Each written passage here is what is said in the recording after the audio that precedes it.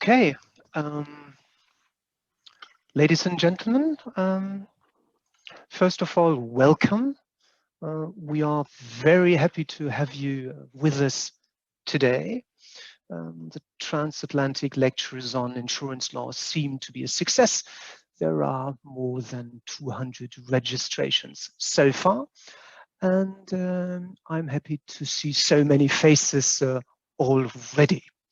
We are very, very pleased that you are here.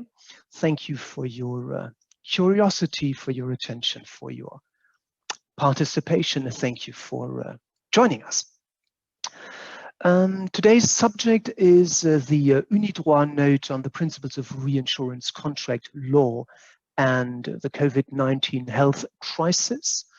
And I would like to make 2 points at the outset. Number one, the UNIDROIT note has not been finally approved yet, and it has not yet been published. Therefore, we are unfortunately unable to provide the note today. However, we are going to upload the UNIDROIT note as soon as it is available. We'll put it on the ELI website, the website of the European Law Institute, and the Special Interest Group on Insurance Law.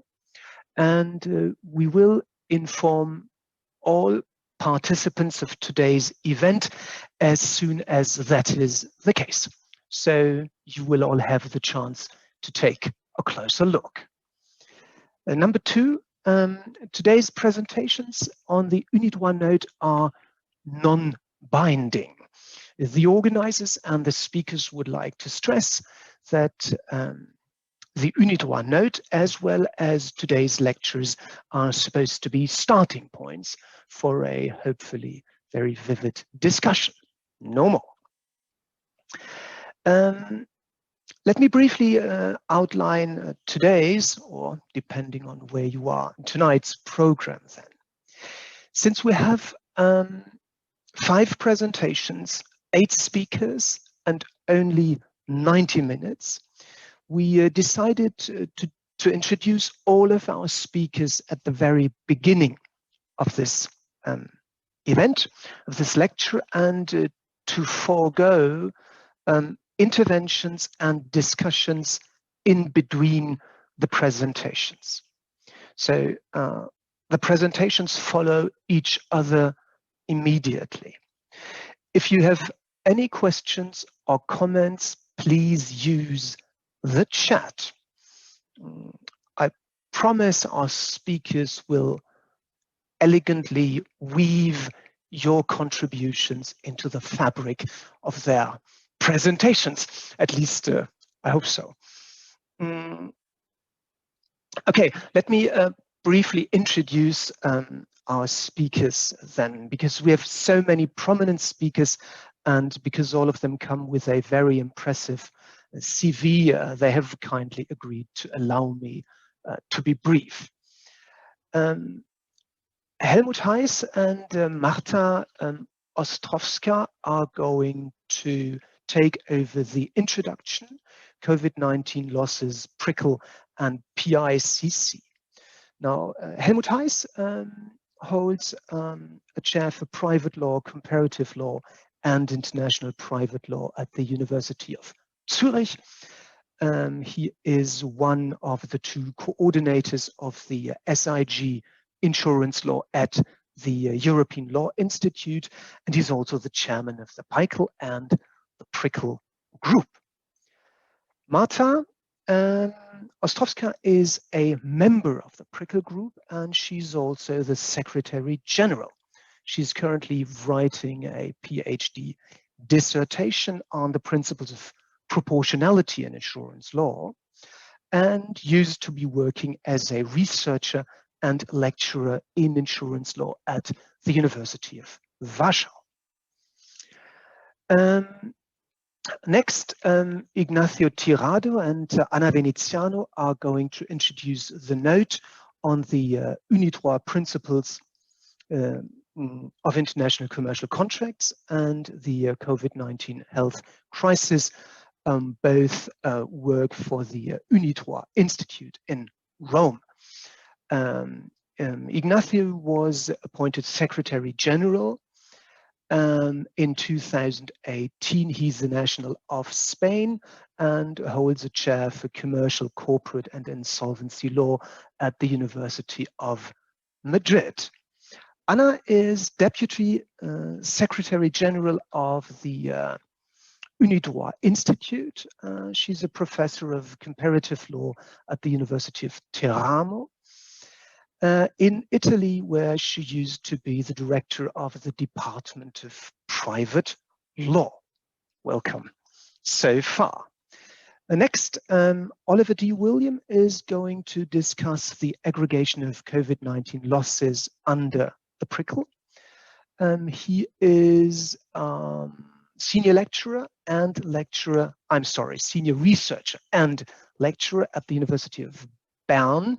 He's also an attorney at law, and he has written a book on reinsurance and the law of aggregation, event, occurrence, and cause. He's also the rapporteur for the aggregation rules in the PRICL and is at the same time a special advisor to the PRICL project group. After that, Jeffrey Stempel and Kevin Borg are going to talk about follow the settlement of COVID-19 losses and follow the fortunes under the PRICL.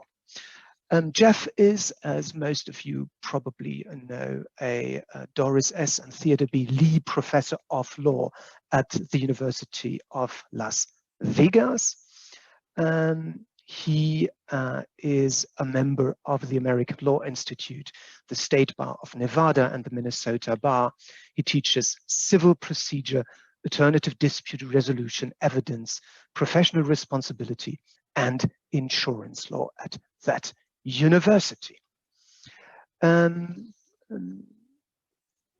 Jeff and Kevin Borg are going to address the subject are both addressing the same subject.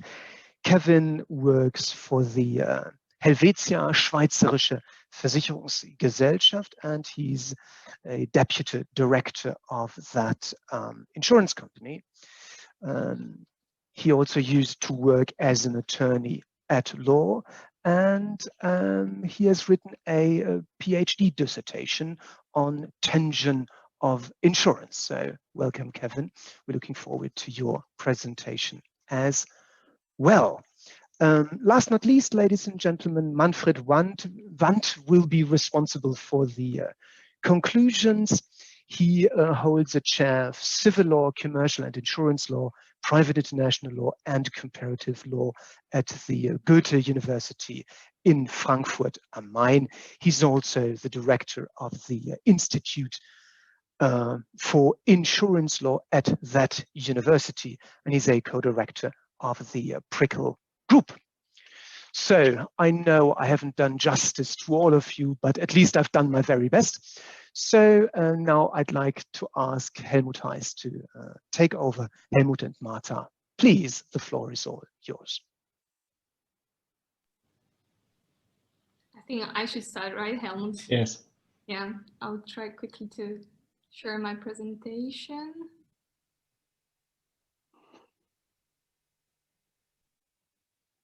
Okay, can everybody see? Yes. All right, good afternoon, everybody. As we know, COVID-19 affected the world tremendously, insurance and reinsurance market included. And obviously today, we cannot say that pandemic is over so that we could measure the overall impact, but we do have some preliminary data showing how COVID affected insurers so far. And this is actually what we would want to start with, giving you some background facts as to the size of the impact of the market's conditions, as well as losses related to COVID-19. Here, we are backing up with the results of the study conducted by IAIS, which in turn is based on the data submitted by the industry. And here in the first slide, we can see how actually the crisis impacted the financial condition of the insurers.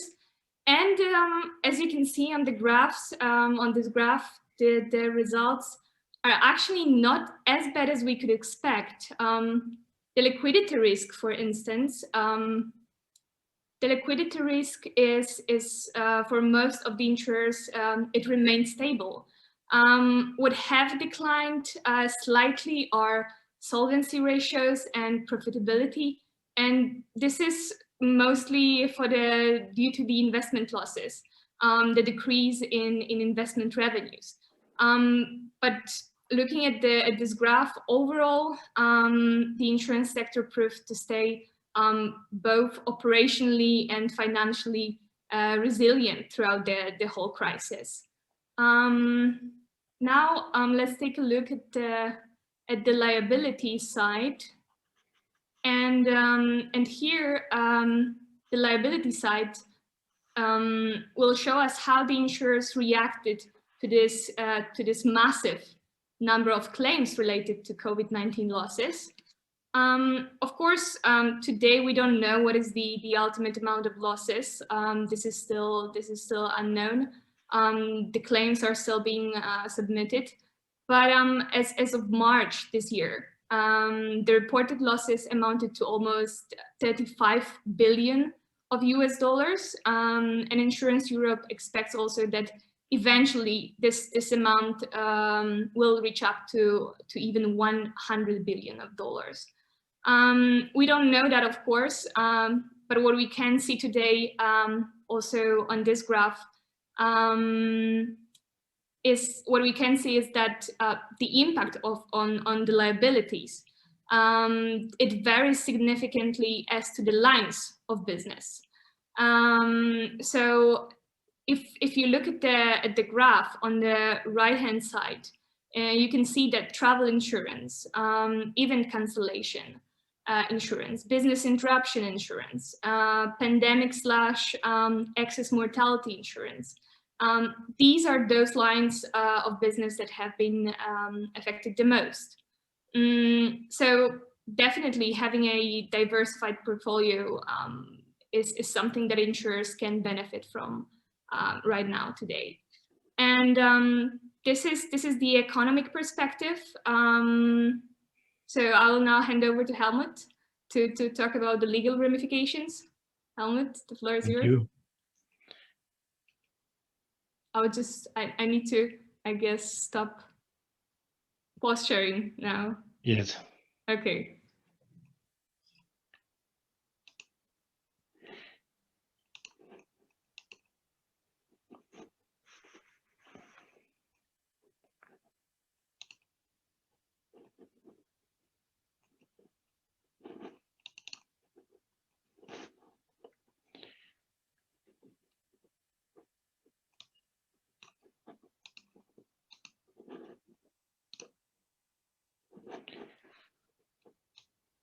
So hello everybody from my side as well.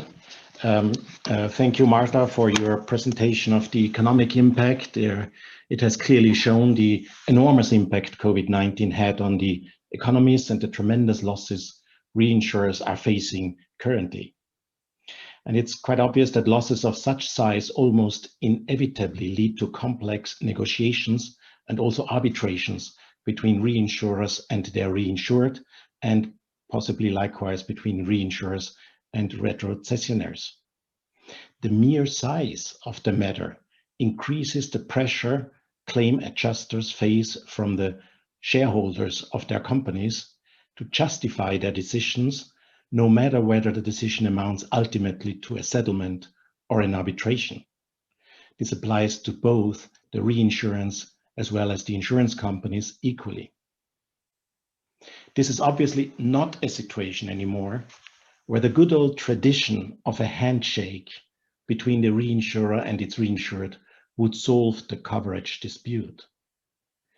In this respect, it was observed that in the good faith days of the early 1980s, representatives of reinsurers and reinsured would meet for lunch, tell a few bawdy jokes, and before dessert, resolve their differences with a sherry or two. These days might just have gone. Today, we live in a world where regulators push for contract certainty, which inevitably leads to a juridification of the reinsurance relationship. Since contract certainty requirements force the parties to put their reinsurance contract into writing before the contract is concluded, or at least immediately following conclusion of the contract, parties have no uncertainties as to what they have agreed upon, at least not as far as the wording of the agreement.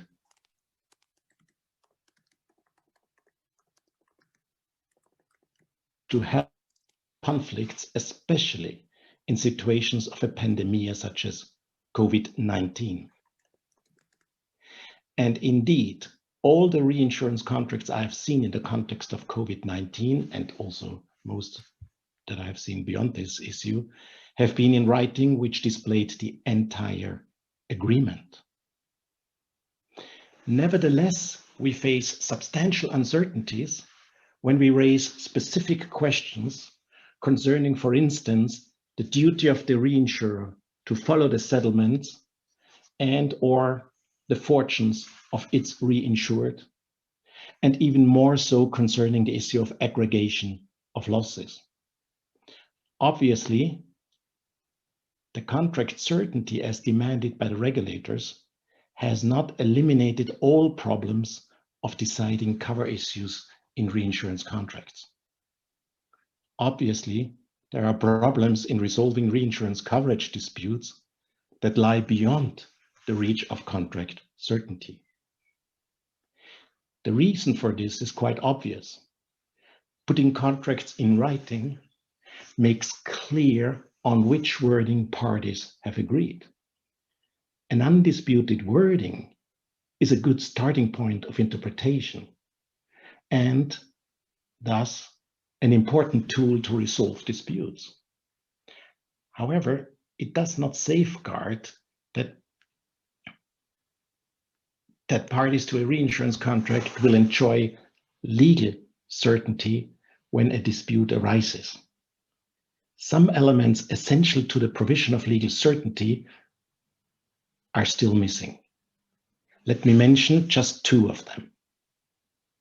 First, the wording of the contract itself may be unclear or even contradictory, which makes the matter even worse. Bad drafting of reinsurance contracts is a phenomenon certainly not unknown to the industry, as well as their lawyers and eventually their arbitrators. Second, even where the wording appears to be clear at first sight, reinsurance terms must be interpreted in the light of the applicable law.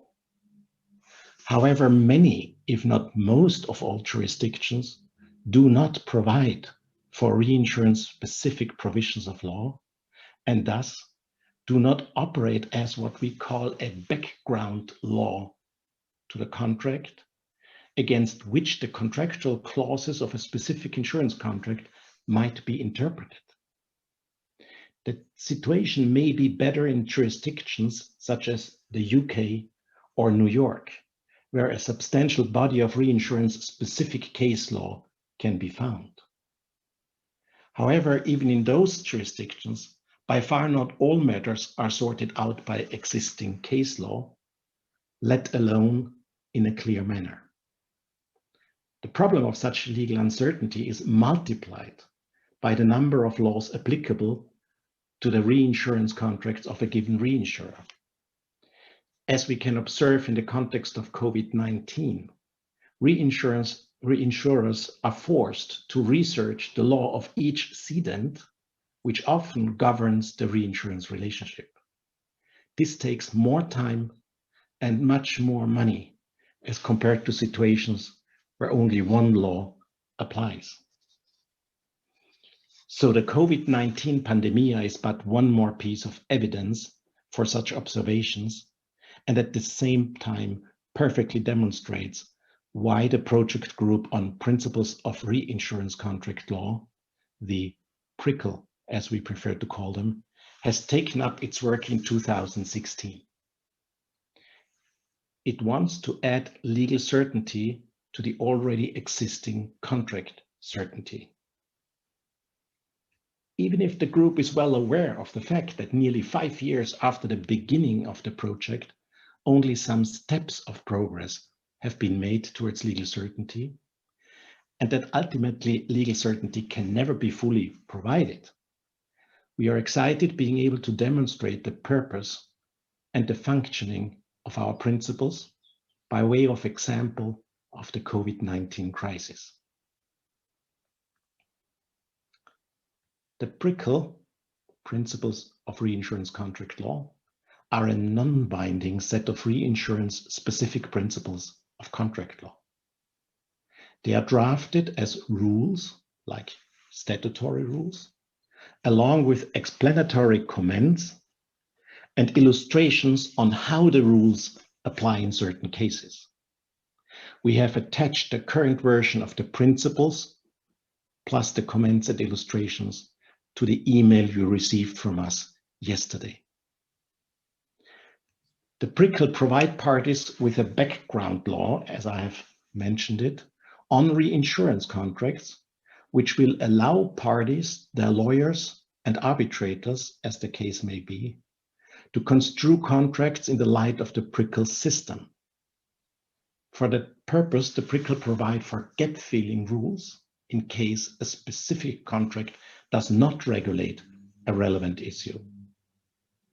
For instance, the PRICL provide for a duty of the reinsurer to follow the settlements and the fortunes of the reinsured, even where the contract does not mention it. Such duties form implied terms by way of application of the PRICL. Under the current regime of differing national laws, the answer would vary depending on the law applicable. While the reinsurer's duty to follow the settlement of its reinsured will be accepted on the basis of a corresponding purportedly international reinsurance custom when German law governs the contract, and similarly will be considered an implied term by some US American courts, it will not be implied by all US American courts and rejected by English courts in the absence of a follow the settlements clause in the contract itself. Moreover, the PRICL provide for rules of interpretation of reinsurance-specific terms. For instance, when parties agree on a so-called event-based aggregation of losses, the PRICL define the term event. Considering the substantial uncertainties the term event has caused, especially in the context of aggregation, the value of such definition cannot be overestimated. You will hear more about the functioning of these two types of PRICL rules in the course of today's lecture. In a more technical sense, the PRICL form a background law because they only apply where the parties to the reinsurance contract have agreed on their application. Thus, the market will decide whether the PRICL govern a specific reinsurance transaction. Moreover, even if the PRICL are chosen by the parties as the underlying reinsurance contract law, parties are free to alter or supplement the rules. It follows that the PRICL preserve unfettered contractual freedom of the parties. The reinsurance contract remains to be the master of the reinsurance relationship. Let me mention a final observation on the PRICL before I pass the floor to my fellow speakers. Soft law rules intending to increase legal certainty of parties to a reinsurance contract will ultimately fail if they do not provide for rules on general contract law as well. Issues like the formation of the contract, its interpretation, the period of limitation applicable to claims arising under the contract, etc., are questions of eminent importance also in the context of reinsurance. In this respect, the project group is most grateful to the International Institute for the Unification of Private Law in Rome, or UNIDROIT, as we prefer to call it, that it has agreed to cooperate with us and allowed us to build the PRICL on top of the so-called UNIDROIT principles on international commercial contracts, which form a set of soft law rules on general commercial contract law. This way, the PRICL group was enabled to present reinsurers and their reinsured with an almost comprehensive set of contract law, which will allow them to avoid having to deal with many different national contract laws. An example for the operation of the UNIDROIT principles on international commercial contracts in the context of COVID-19 will be presented immediately following my presentation. I thank you very much for your attention. Ignacio and Anna, the floor is all yours. Thank you very much. Thank you very much, Helmut. If I may, I believe someone will need to stop sharing so we can share our own. I believe I have stopped sharing. Okay, there you go. Yeah. So if you kindly help me with the posting, thanks. While we do, if that's okay, I will start. Lovely, thank you. Right. So first of all, I should start, and good afternoon from Rome. I'd like to start by thanking our colleagues from PRICL. The idea of, as Professor Heiss just mentioned, mounting on the general principles of UNIDROIT on a specific, highly technical and important area of contract law is the way forward for us. So we are extremely grateful and hopeful that this project will continue and will be even more fruitful than it has been up to date, which has been a lot. I'd like to take the blame, though, initially for what Professor Brömmelmeier mentioned before.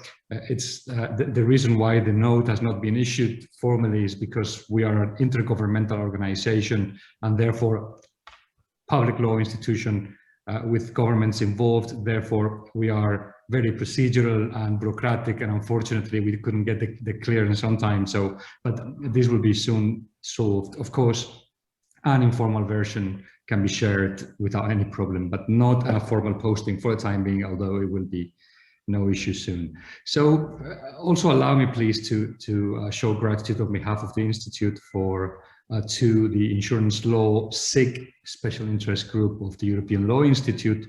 We also collaborate very extensively and closely with the ELI, and therefore this is just yet another proof for our excellent relationship.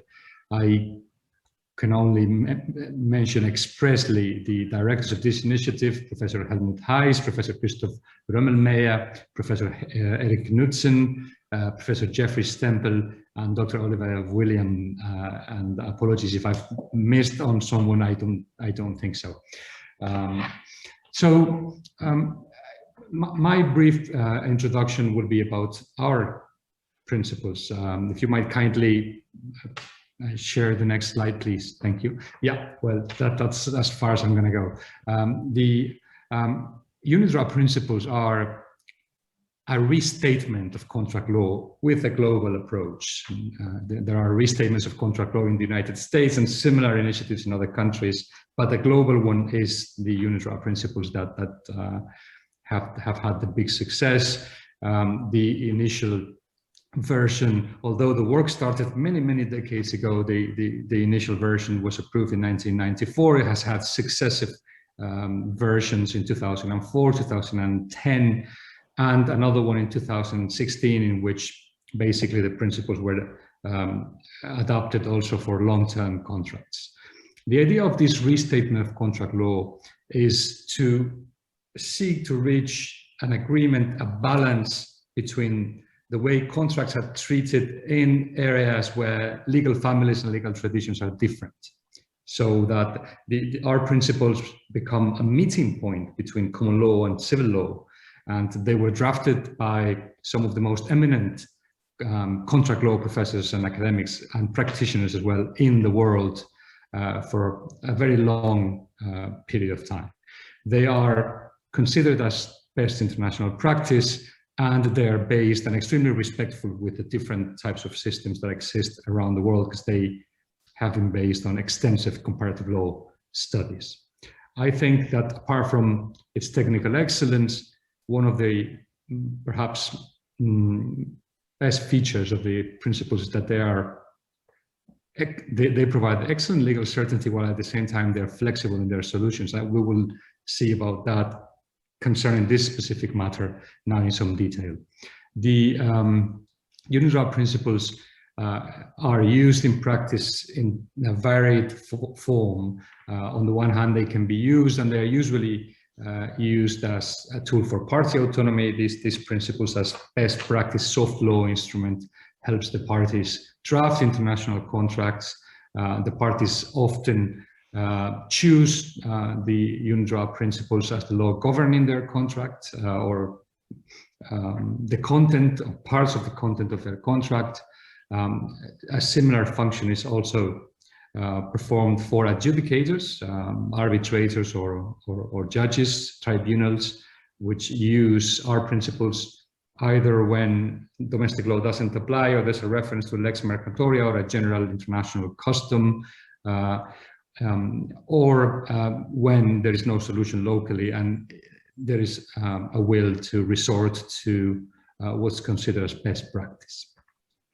So there is, by the way, I think it's important because of the field in which we're talking now, there is another functional tool of the UNIDROIT principles, which is very interesting, which is it has served as a model for legislators. And we can talk here of the UNIDROIT principles having influenced the law of France, the law of China, the law of Russia, the law of Argentina, the law of very important countries around the globe, specifically in the subject matters also that are applicable to the crisis created by COVID. And Professor Veneziano will speak about that later. Allow me, however, to make a very brief reflection about COVID and our principles, and this is the origin of our note which is posted online on COVID and the UNIDROIT principles. The situation we are facing is on its face unseen ever before, at least in our world. Never a crisis has taken place simultaneously everywhere in the world and affecting basically all economic sectors, unseen before. If you may allow me and so many participants to this meeting and our colleagues indeed are super experts in insurance law, this situation is the nightmare of an insurance expert, an insurance company or a reinsurance company, precisely because the extent and the novelty of the situation does not lend itself very well to actuarial calculations and to an adequate insurance protection. We've seen the numbers earlier, those numbers still need to be developed. The importance of the economic impact that COVID is going to have in contractual relationships can't still be measured. So we are only starting to see that now, I'm afraid. Because of the health measures adopted as a consequence of COVID, what happened precisely is that contractual interference happened in all spheres. So the parties could not perform their contracts, and that itself created a ripple effect which dominated the entire economy. That situation has created contractually a drama which requires or makes it special and requires two things. On the one hand, and without a shadow of a doubt, countries need to provide a solution which is not litigated in court. There is no court system in the world that can endure the millions of lawsuits that would ensue from the contractual interference created by the pandemic. It's simply not possible. Second, and no less importantly, there is a need for flexible solutions, because, and this is completely linked with the previous reference. So our principles, I believe, are especially good for that in the way we regulate hardship and force majeure. And I'll hand it over to Professor Veneziano to continue that presentation on that front. Anna, please. Thank you, Ignacio, and thank you everyone for the opportunity to be here and to present the notes on the UNIDROIT principles and COVID. As Ignacio already recalled, we released this note in July 2020 to offer some guidance as to how the UNIDROIT principles, particularly, though not exclusively, their provisions on force majeure, which is Article 717, which we'll see in a minute, and on hardship, which are Articles 621, 623, could help solve those contractual disruptions that were caused by the pandemic and by the measures adopted as a consequence of the pandemics. And I think Ignacio already recalled one of the main advantages that were seen in the way the UNIDROIT principles faced and addressed this issue. First of all, they offer uniform solutions which take party autonomy into account. And on the other hand, they also consider the need to offer sufficiently flexible risk-sharing alternatives that are particularly useful for long-term contracts. And in times of exceptional disruptions, as these times, then not only for the traditionally relational long-term contracts, but maybe also for other types of contract. Now, this is true, first of all, for the provision on force majeure, and maybe if I could ask Oliver to move to the next slide. Here you see the text of the article of the UNIDROIT principles on the force majeure. As opposed to a more traditional approach, the principles follow the model of previous international instruments, particularly the CSG, and they do not tie the possible use of force majeure as an excuse for non-performance to a strict impossibility of performing, or in using other categories, a frustration of purpose. The use of the concept of impediment allows the debtor to resort to force majeure even when performance is still technically possible, but the impediment still meets the strict requirements that are set out in the provision, particularly in paragraph 1 of the provision that you have in front of you. So what are these requirements? They are not surprising. The non-performance should be caused by an impediment that was beyond the obligor's control, that could not reasonably have been foreseen by the obligor at the time of conclusion of the contract, and the obligor could not reasonably be expected to avoid this impediment or overcome it.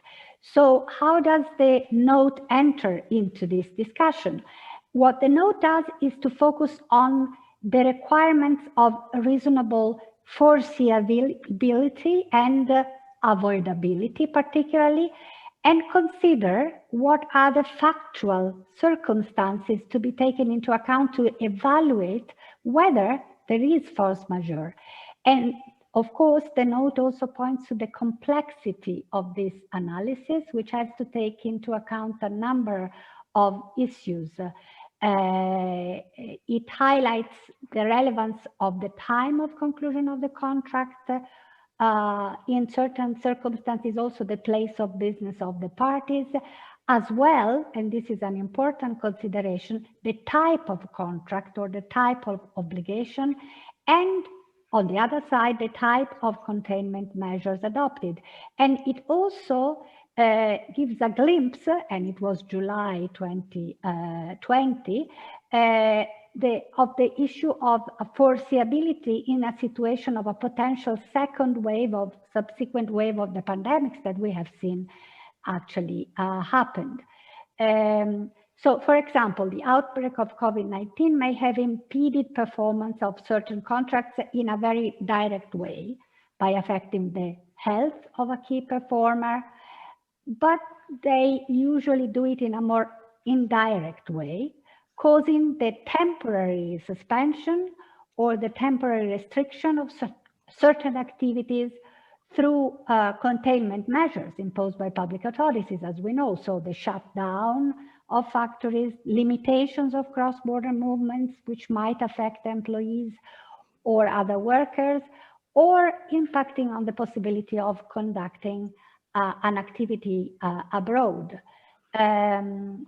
Difficulties in importing goods from their suppliers, but we will come to the different situation of hardship, particularly to address these situations. So what is the effect of force majeure according to the UNIDROIT principles? The party is excused from non-performance and from liability in damages, particularly, while the other party can still exercise other remedies if the conditions to exercise these remedies are met. So the other party could exercise, if the conditions are met, termination, or it could suspend its performance. And we have to underline also the possibility and the fact that this impediment could be temporary, and the UNIDROIT principles expressly address the situation of a temporary impediment.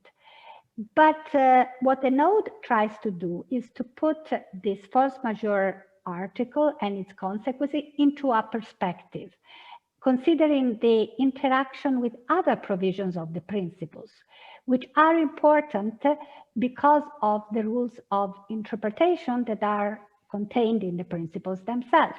For example, the obligee cannot just passively sit back, and any harm which it could have avoided by taking reasonable steps to reduce the harms would not be compensated under the principles, Article 748 particularly. So, for example, the obligee might have knowledge from other sources of the obligor's inability to perform, and this could be, in the practical circumstances, a reasonable expectation that that party could have taken measures to reduce the harm by not reselling the goods or by reselling them on other conditions. Now, there is another article of the UNIDROIT principles that we believe is particularly important with reference to the possible answer to a situation such as the situation of a pandemic and its consequences. And this is the next slide on the hardship. This is even more innovative. This can be probably classified as one of the better rules instead of the common core rules of the principles introduced to in a way that is innovative in respect to certain legal systems, but not all. And it can be seen as especially useful from a practical perspective as a solution to the type of disruptions that are likely to arise in this context, but also in the context of a post-pandemic scenario. So let's make an example. The classical example would be a distributor of protective masks, protective clothing, that due to an export ban imposed as a consequence of COVID-19 in country X, where the usual supplier is located, has to acquire them at a substantially higher price from another supplier in another country. And the question is, would the distributor have any remedy under the applicable law? And if yes, what remedies and what elements of fact would be relevant in order to answer these questions? And so if we look at the answer under the UNIDROIT principles, we can see that first of all, Article 6.1, which is the first article, confirms the binding nature of the contract. So hardship is exceptional.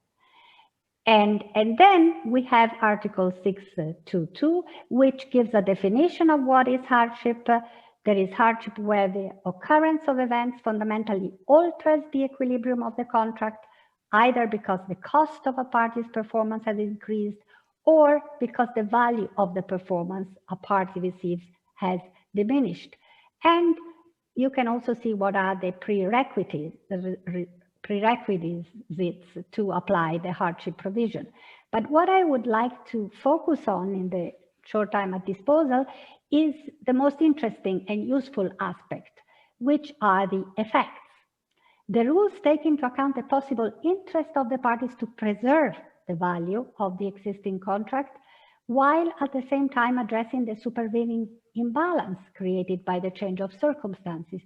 And they offer an example of a possible risk-sharing situation.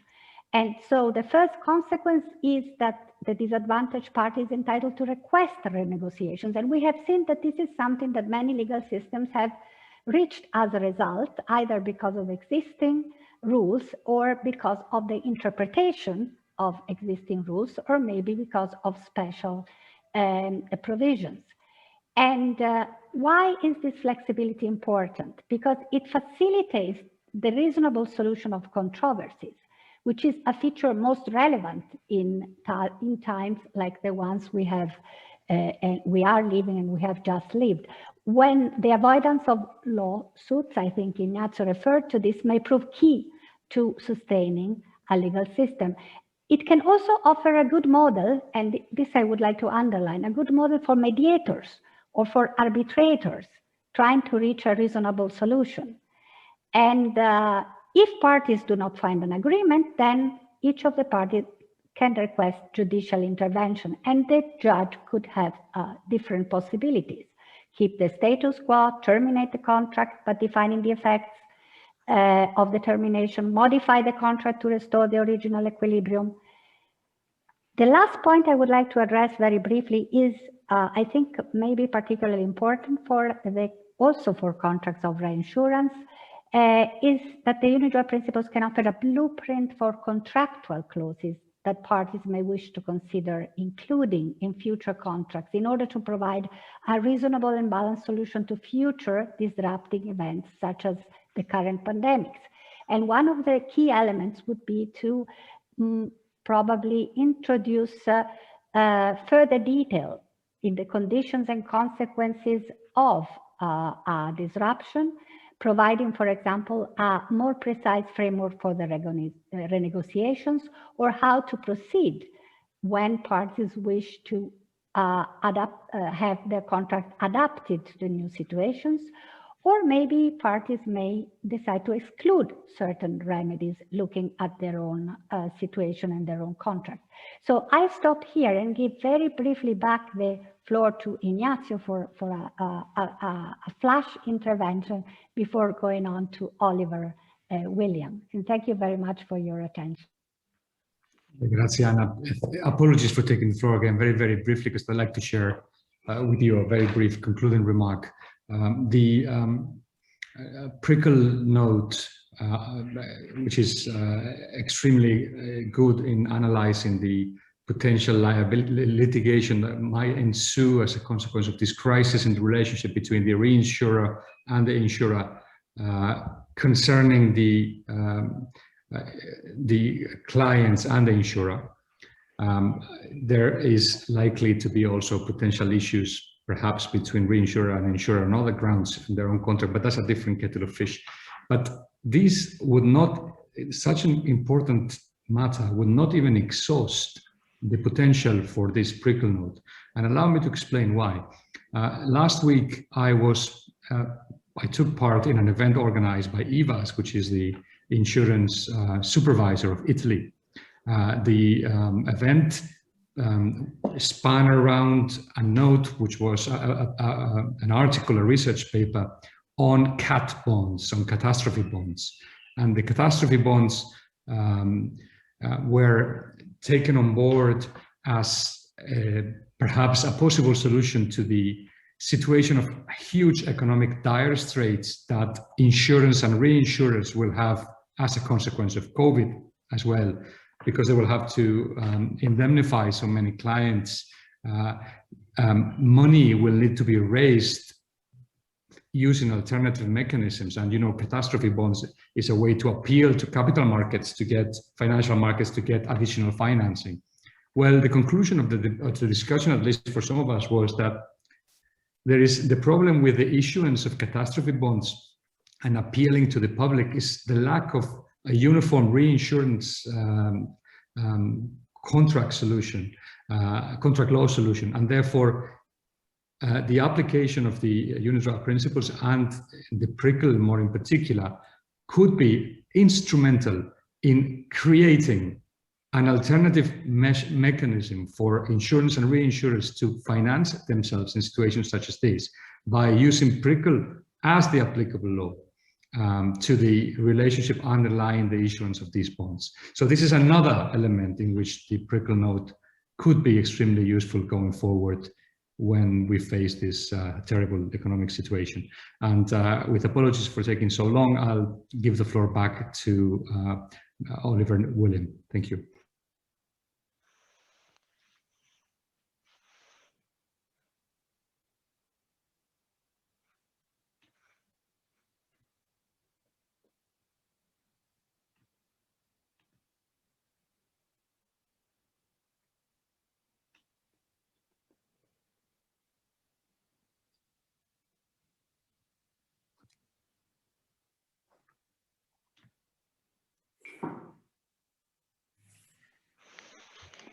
You're muted, Oliver. Thank you, Helmut.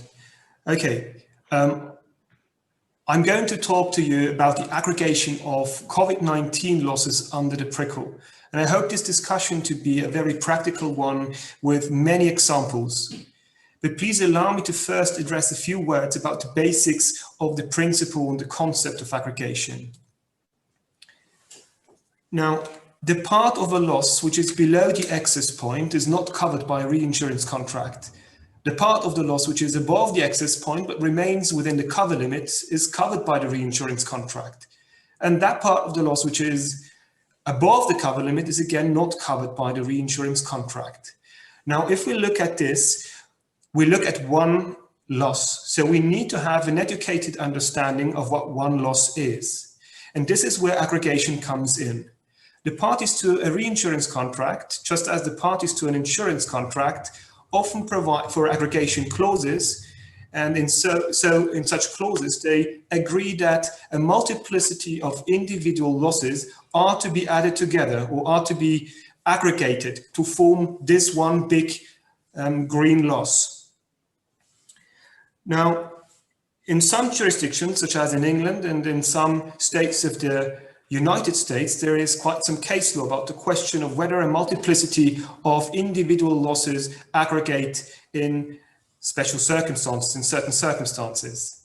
If you read the legal commentary to these decisions and judgments and awards, you see that they're often being criticized for being very result-oriented and absolutely unpredictable. So apparently there is a lack of legal certainty, as Helmut said, in this area of the law.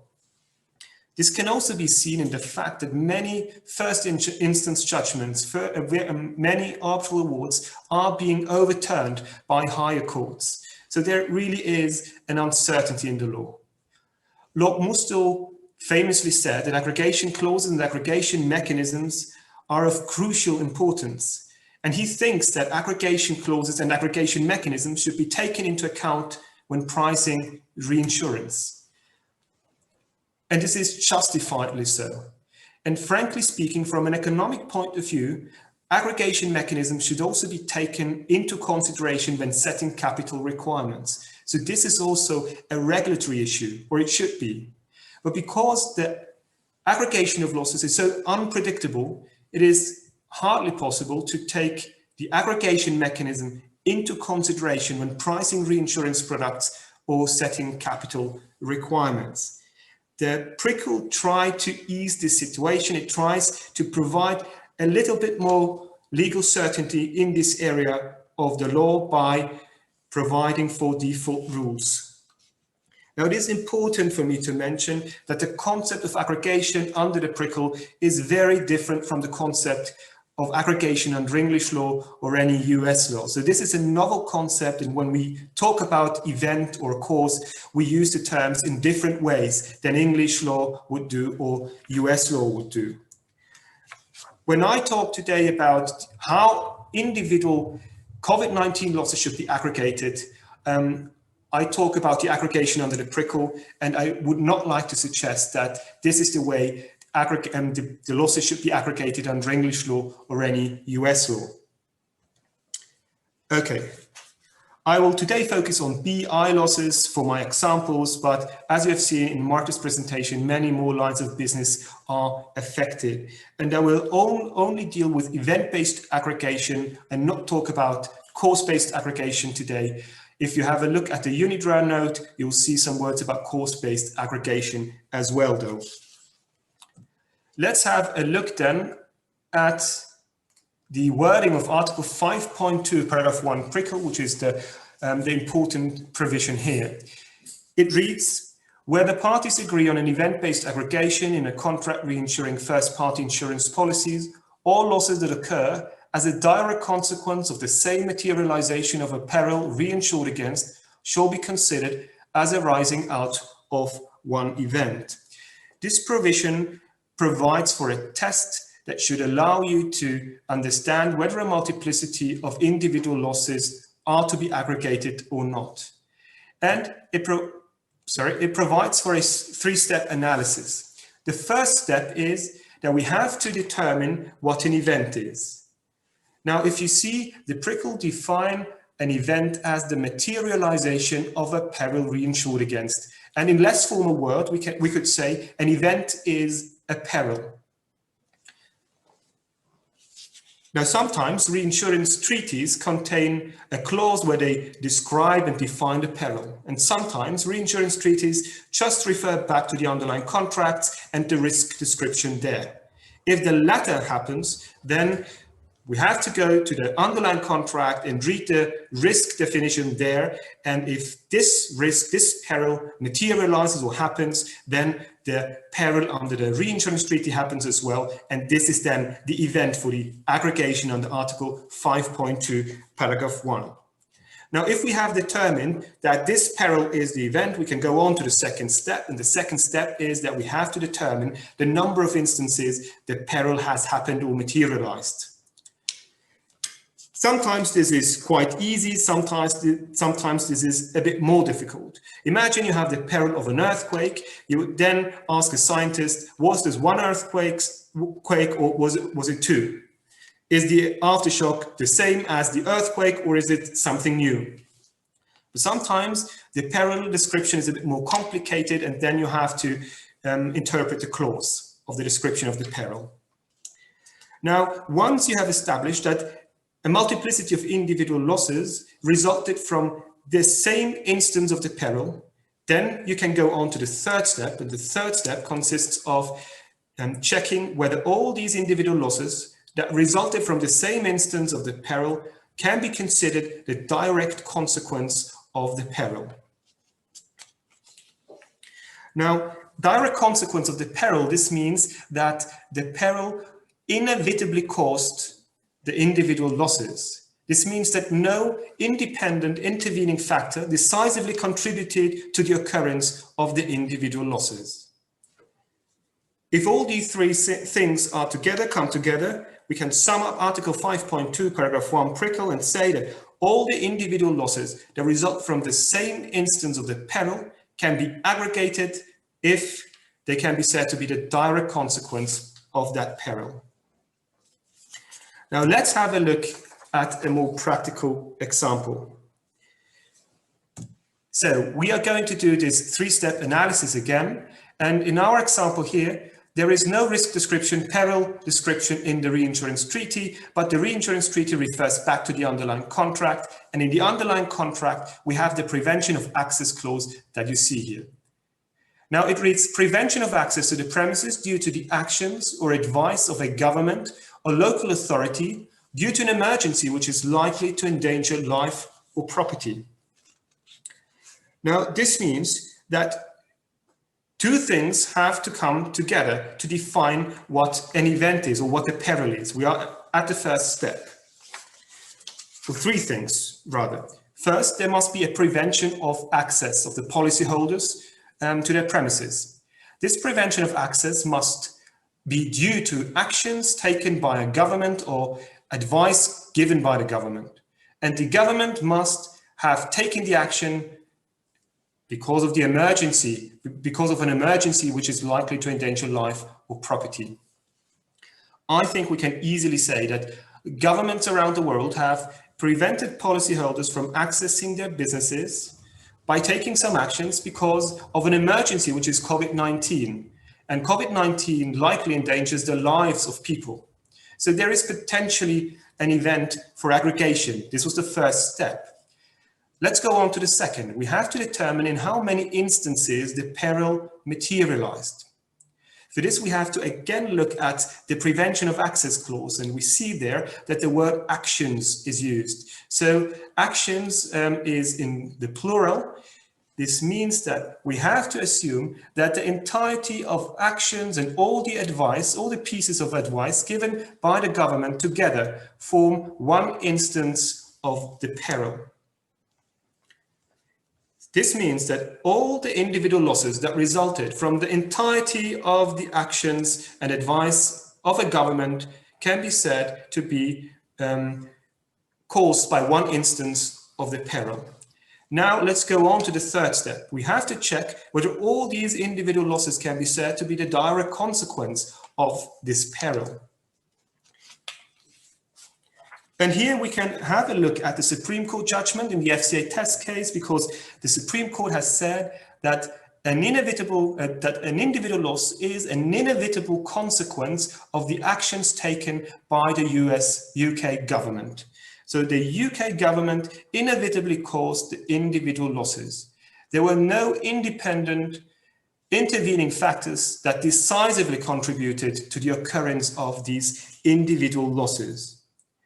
Now, the result of this is that all the individual BI losses in the entire country of England, for example, that resulted from the actions or advice given by the UK government can be said to be coming from one instance. And because all these individual losses can be considered the direct consequence of the actions and advice of the government, they all aggregate.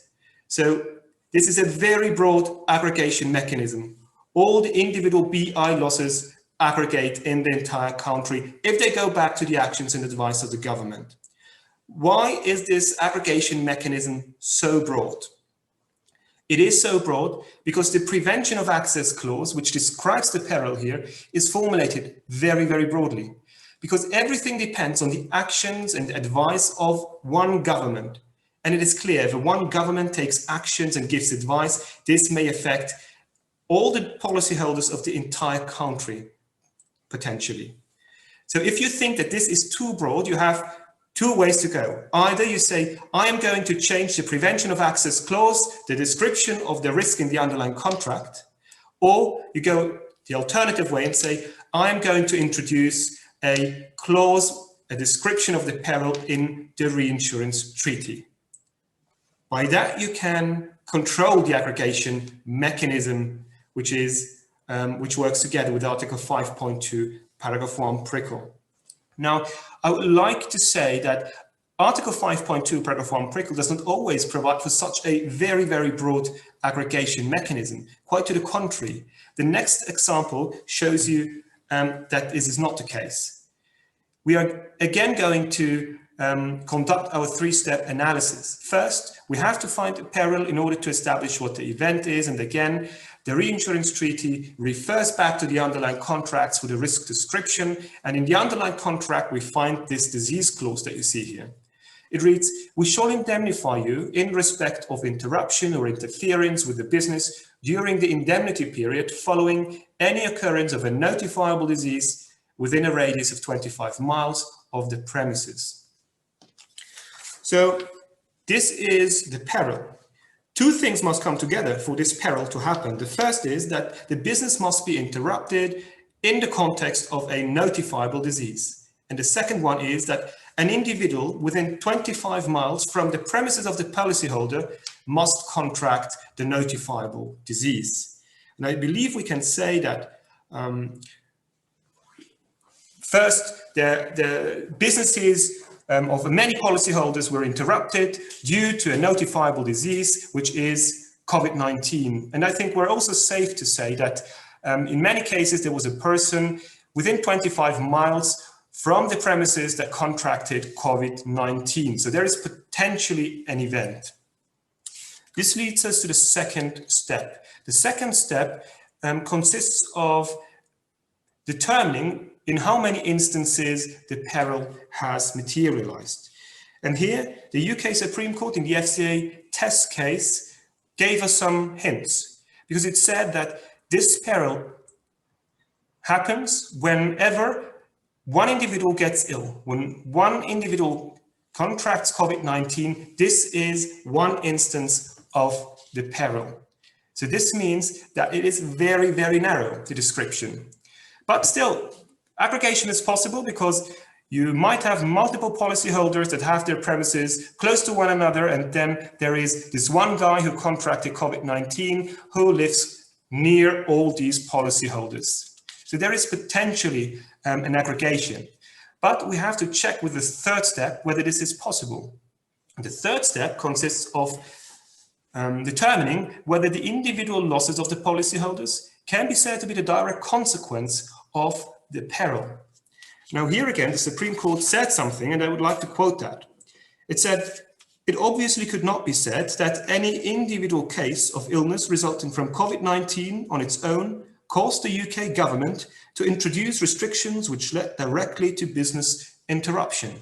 And then it said, "The government measures were taken in response to information about all the cases of COVID-19 in the country as a whole." So this means the Supreme Court has said that one BI loss cannot be said to be the direct consequence of the happening of this peril. Why not? Because many more contractions of COVID-19 were necessary for the government to interfere and shut down the businesses. Now, if the individual business interruption losses of the policyholders cannot be said to be the direct consequence of the peril, Article 5.2, paragraph 1 does not allow for an aggregation at all. Now you might say, well, that is a bit narrow, no aggregation at all. Yes, why is this so? This is so because this disease clause, the description of the peril, is formulated very, very narrowly. It focuses on a person, on an individual that gets ill, that contracts a notifiable disease. Now, a government will never shut down many businesses just because one person contracted a notifiable disease. This is why the aggregation mechanism that corresponds with the peril description is very, very narrow. If you think this is too narrow, no problem. You could either change the disease clause and adapt the definition of the peril there, or you could introduce into the reinsurance contract a definition of the peril against which the reinsurance contract provides cover. What I wanted to show you with this is that Article 5.2, paragraph 1 very much depends on the definition of the peril. This is the very key fact, the key factor, the key feature of Article 5.2. It works together with the definition of the peril. And I believe that when you consciously choose the words for the description of the peril, you can control the aggregation mechanism. And when you can control the aggregation mechanism, you can provide a little bit of legal certainty. Now, this is, as I said, this is not how aggregation problems are handled in England or in the US. But I in the end, I would just like to show you something that I spotted in the FCA test case. This is a passage from the framework agreement between the FCA and the insurers dated 31st of May 2020. And it basically says that there will be no aggregation issues in the proceedings. And if you read the Supreme Court judgment, you'll see the Supreme Court did not deal with aggregation issues per se. But the Supreme Court interpreted a clause with the phrase occurrence of a notifiable disease. And in this phrase, there is the word occurrence. The word occurrence, however, is often used in aggregation clauses as a unifying factor. Such a clause could be any losses that resulted from any one occurrence are to be aggregated. Now, when the Supreme Court interpreted the word occurrence, look what it said. It said, the word occurrence, on the other hand, like its synonym event, has a widely recognized meaning in insurance law which accords with its ordinary meaning as something which happens at a particular time, at a particular place, in a particular way. This is, of course, the very famous definition of the word event by Lord Musto in AXA Reinsurance versus Field. But I'd like to mention that this definition was made in the context of a question of aggregation. AXA Reinsurance versus Field is a judgment on aggregation. And if you look at the other references given here, Kuwait Airways against Kuwait Insurance, the Dawson's Field Arbitration Award, and Mann versus Lexington Insurance, also, these are judgments and awards about a question of aggregation. So, at least in this instance, the Supreme Court seems to have said that the description of the peril is the same thing as the event, at least when the description of the peril uses the word occurrence or event. Now, I don't want to stretch the words of the Supreme Court too much, and I don't believe that the Supreme Court thinks that the peril is the same thing as an event. But at least in this instance, the Supreme Court seems to have equated the occurrence of the peril with the event in an aggregation mechanism. Now, this is exactly the basis upon which the PRICL have built their aggregation rules in Article 5.2. Thank you very much. I'd like to give the floor now to Kevin Borg and Chef Stempel. Thank you, Oliver. Oliver, will you be putting up our PowerPoint slides, or we've got a three-headed monster here, but we only have a few, and also we have only a few minutes, so we'll be quick on this as well. Should I, or are you going to show them? Why don't you pull them up, since I'll be handing off to Kevin in a minute if you've got them handy. I'm on the road, as you know, so I'm less organized than usual. Okay. And again, our topic is Article 2.3 of the, or 2.4.3 of the PRICL, follow the settlements and follow the fortunes rule. I'll make just a couple general remarks and turn the floor over to Kevin to discuss business closure and additional duties. And if we have time, we'll get back to regulatory demands and block settlements, of which there isn't a lot developed yet. But in general, what I'd like to do is turn, if Oliver, to our third slide, which is just the text of PRICL Article 2.4.3. Which is simple but speaks volumes, and I think has that advantage that Ignacio and others have referred to, and Anna in the that we try to share with the PICC as well, of being relatively clear but also flexible as well, and providing a rule that is not a great departure from the prevailing law in most jurisdictions. So for purposes of following the settlements and fortunes, to the extent a loss is covered by the contract of insurance, the reinsurer shall, quote, follow the settlements of the reinsured if the losses are arguably within the cover of the primary insurance contract, and also follow the fortunes of the reinsured. The second one is an easier one to grasp, as many of you know. If a tribunal has decided an issue, that is indeed the judgment or the award or the fortune of the reinsured. And with the exceptions that Kevin will talk about briefly in a second, those are normally binding on the reinsurer and are often even implied in the contracts, but most frequently are part of the reinsurance contract. Follow the settlements gets a little bit more complicated because the settlement, of course, is a voluntary act that is not necessarily the result of the compulsion of a tribunal.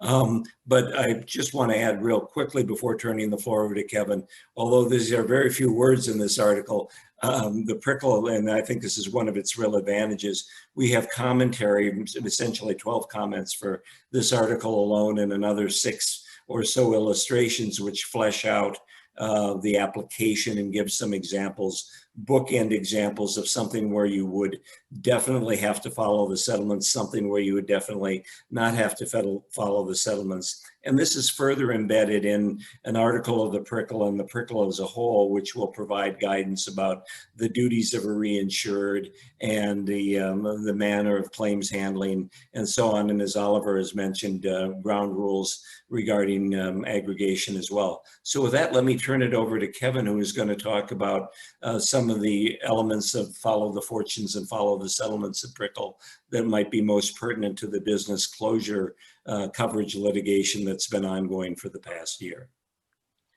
Yeah, thank you very much, Jeff. Ollie, you can just stay there and we take that presentation. That's fine for me as well. And I may just attach to the more general remarks Jeff now elaborated on. If you look at the provision here, indeed it looks let's say a bit thin, and it gets thicker when looking at the various comments and illustrations. But just looking at the provision itself, you can see that the PRICL make a really decisive difference between follow the settlements and follow the fortunes, which might not be the case in all practice. Let's say this way. And if you look at follow the fortunes, the only requirement you will have is that the contract of reinsurance covers the respective loss. But in contrast, when looking at follow the settlements, you will have the additional requirement that the loss is arguably covered. So the differentiation between the terms is key here. And the difference the PRICL makes here is that follow the settlements means that the reinsurer has to accept the settlements, and settlement means it's in the control of the reinsured or the primary insurer, and follow the fortunes is not. It's beyond the control of the reinsured. So that's the first step and in understanding how the PRICL work in that respect. And one of the most, I think, prominent examples when looking at COVID-19 and reinsurance, it seems to be here as well, BI claims, let's say business interruption or business closure. And here the follow the settlements question is the key question. Just take a primary insurer who is confronted with a BI claim, now having to ask himself if he wants to generously settle the claim, and having to fear that the reinsurer might not follow because he would say, well, maybe it's not arguably covered. And on the other hand, denying coverage and maybe having to go to court and having a follow the fortunes decision.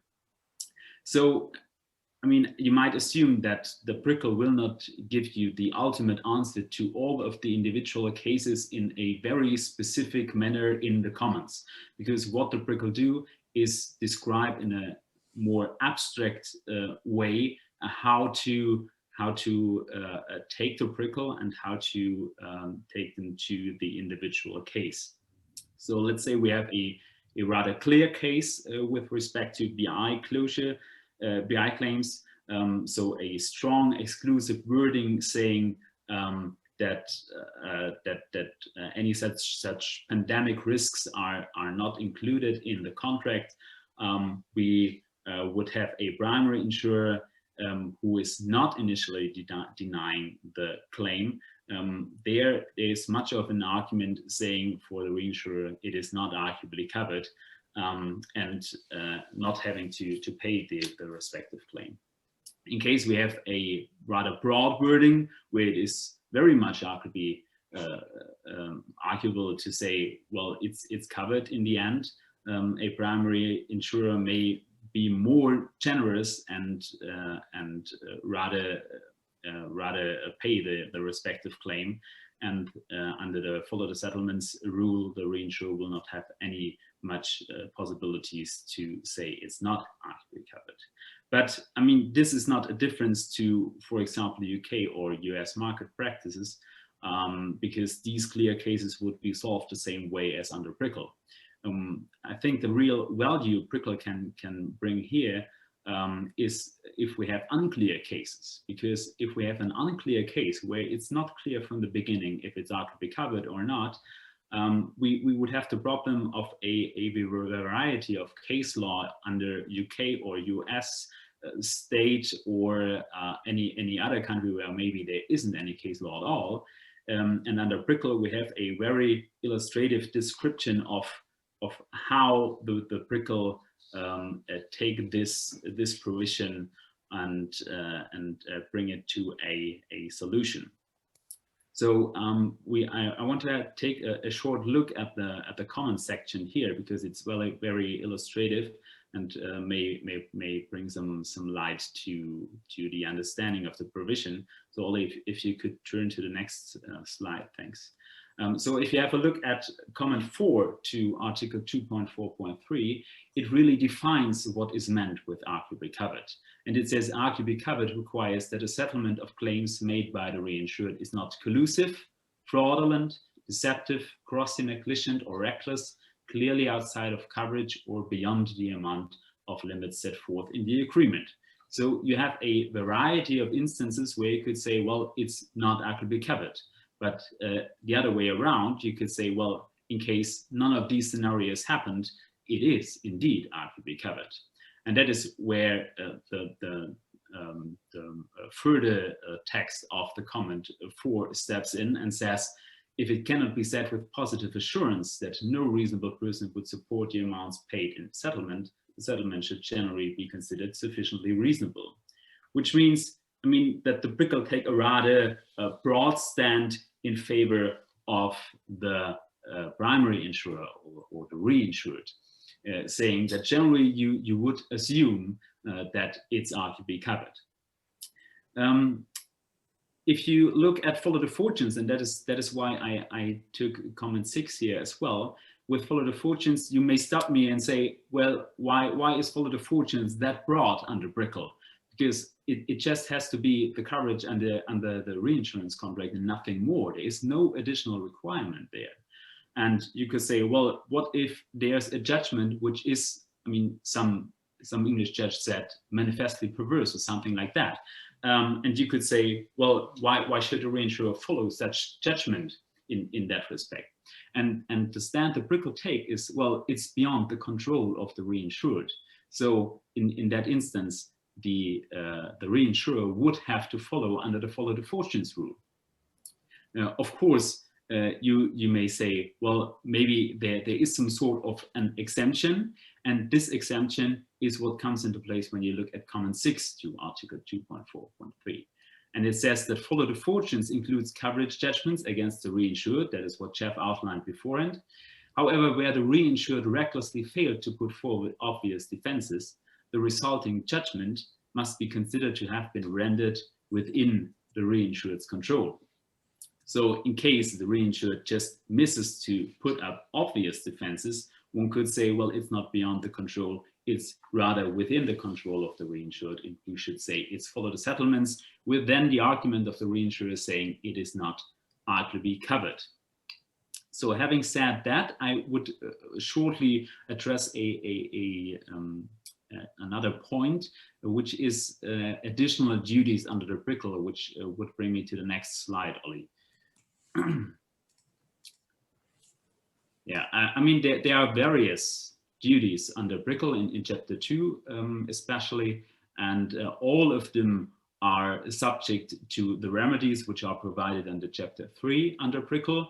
But I just put some of the duties here which might be of relevance with respect to BI claims as well, and especially when looking at the follow the settlements provision and maybe attached to that provision.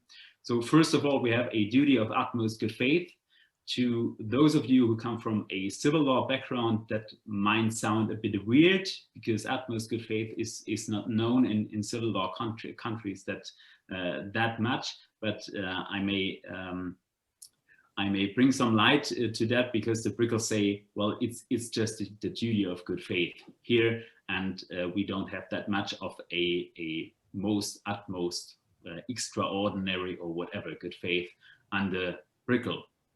Another duty would be the duty of the reinsurer to provide the reinsurer with all information of which it is or reasonably ought to be aware, and which is material to the risk to be assumed by the reinsurer. And another one would be to give adequate and timely notice of claims. So these two are, I think they go without saying, and it's good for a contract which refers to the PRICL to have them in without having to mention them in extensive way in the contract itself. And what might be really interesting when looking at follow the settlements is another duty, which is to act reasonably and prudently when addressing claims by the reinsured, by the insureds that may result in claims for reinsurance coverage.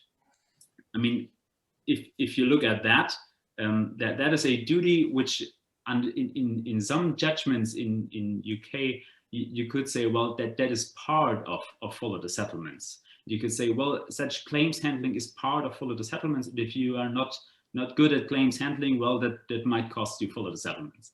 But that is not the way the PRICL are going. The PRICL say, well, there is follow the settlements and there's follow the fortunes. And if you meet these requirements, the principles apply. And then on a second level, you might have a additional duty which says, well, you maybe breached the duty of claims handling, and that could result in a claim for damages, for example, for the reinsurer against the reinsured.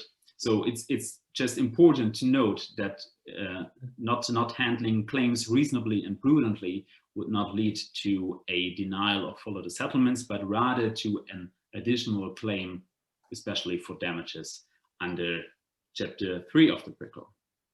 So I think in the end, the PRICL here provide for terminological differences and dogmatic differences, which are fair and square, and will lead to a really fair solution for the reinsurer and the reinsured, and a more let's say legal certain solution of the question of follow the settlements and follow the fortunes as well. And if I can add that, yeah.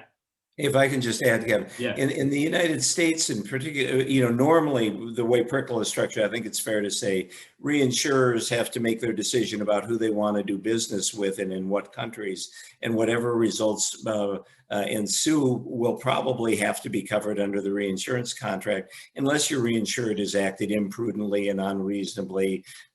Terms like perverse get kicked around. But in this particular case of business interruption coverage, I think a reinsurer would be very entitled to hold a reinsured's feet to the fire, if I'm not using the wrong metaphor, because at least in the United States, these claims have gone so well for the insurers at this point. They have won 90% of the cases in the national court system. And in the US, we have a coordinate system of national and state courts. In the state courts, many fewer cases, but about a 50-50 range. This is just on motions to dismiss. Insurers in the US are getting rid of these claims at the very outset of the litigation. So against that backdrop, if I were a reinsurer, I would be a little concerned if a reinsured were too quick to get out its checkbook and negotiate a settlement on a business interruption coverage. Of course, everything is a proviso. Do we have a virus clause or not? What are the particular languages of the contract? But at this juncture, at least on the west side of the Atlantic, we have things going so well for insurers at this point that I think that the interests of the two are very aligned. The reinsurers will want to fight these claims pretty hard, at least unless the tide turns on appeal or in given state courts. And of course, reinsurers should have an expectation that reinsurers will be resistant to many BI claims, particularly if we have the typical policy language that prevails in most US jurisdictions.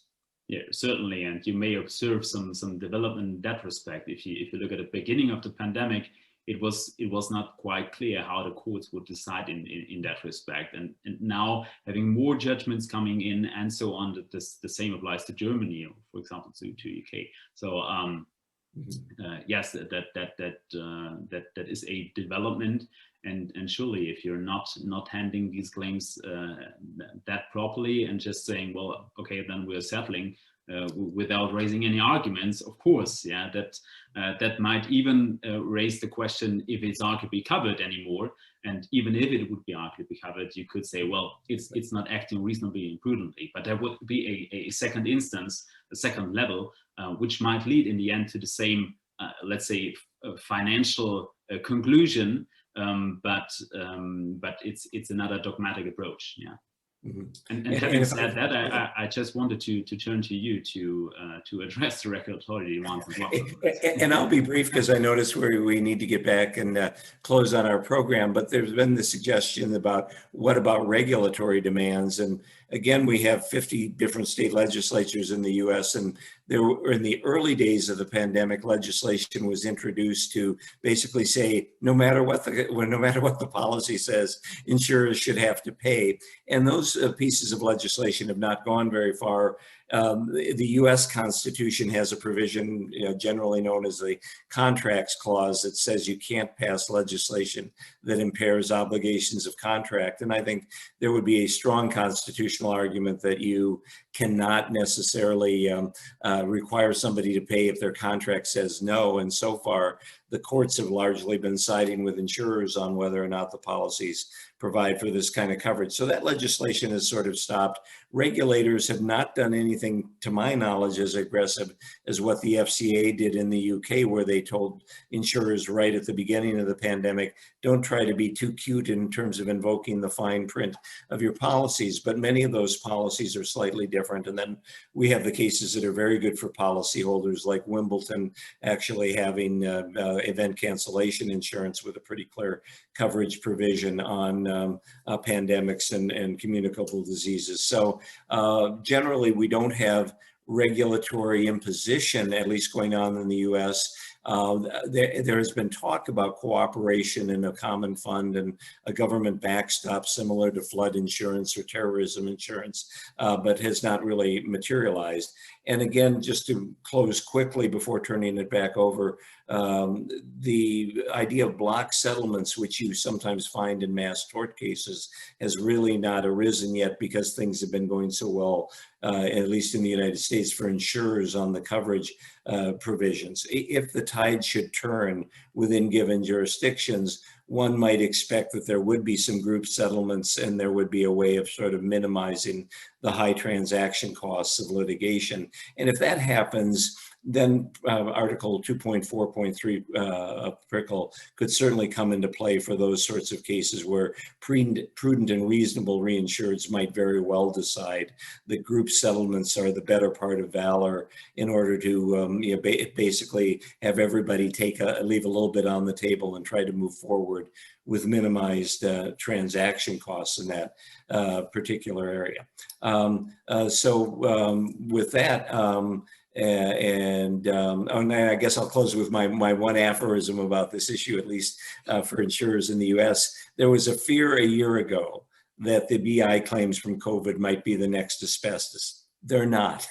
They're the next Y2K in the United States. And I think that's a much more manageable risk for both reinsureds and reinsurers.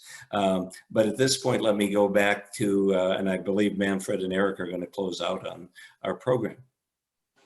Thank you very much. So I will step in.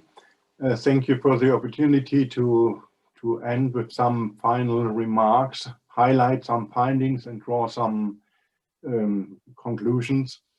Well, what we have seen by the impact of the COVID-19 crisis, that there are enormous impacts concerning commercial contracts.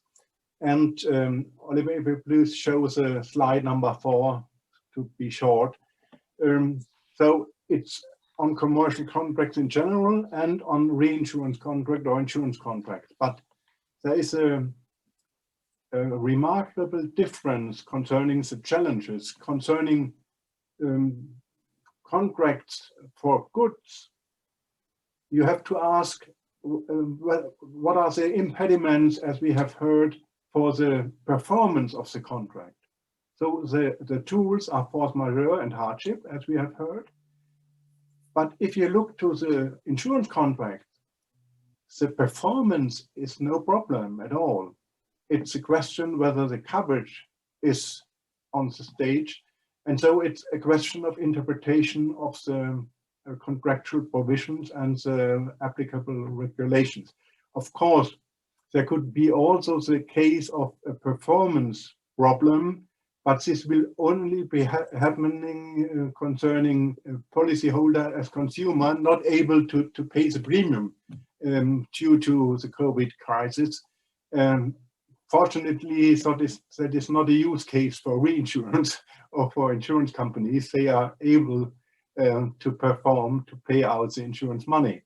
So, and Oliver, if you go to slide 7, I will end with a short look, whether the applicability test, which was forced by COVID-19 for PICC, which was elaborated by the note of the UNIDROIT Secretariat, and on the PRICL work, which is an upcoming note, which is not published and which we are discussed in this lecture.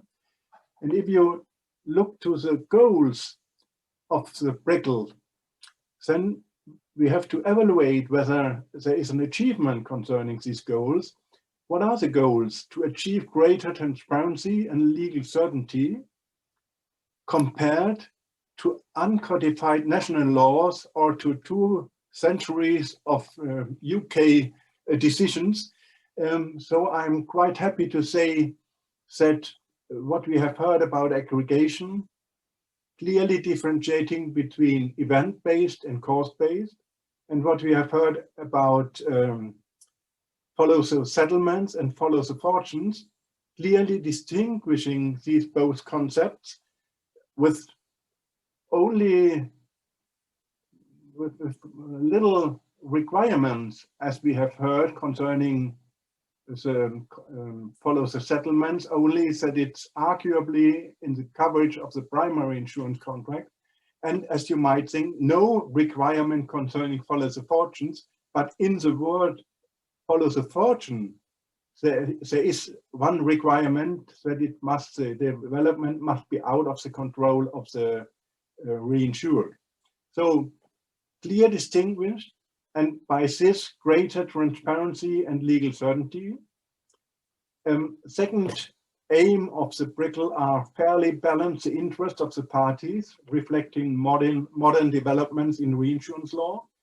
And I would say concerning the test which Oliver and Jeff and Kevin brought up for their tools, we could say, yes, it works, and it gives more transparency, at least, and more certainty as case law, which is difficult to evaluate. And at least one of the aims of the PRICL group and the PRICL project is also to intensify scientific discourse on reinsurance law. And we could end with the conclusion, yes, it works. We have a worldwide network of legal scholars and practitioners, and first scientific roots in publications and in lectures as today. So thank you very much for following this lecture, and I may pass to Erik Knudsen for the final remarks. Thank you. Thank you very much, Manfred. I just wanted to thank everybody for joining us today. Thanks to our presenters who did an incredible job speaking about a very interesting topic that cuts across so many of our works. And thanks to my fellow organizers for all your hard work in making Lecture 2 a success. Don't forget, Lectures 3 and 4 in this series are coming up. The topics will be artificial intelligence and insurance-based compensation systems. The dates for those are September 23rd and November 11th. We hope to see you all there. Thank you very much for coming, and have a wonderful rest of the day, however long or short it may be, wherever you are. Take care.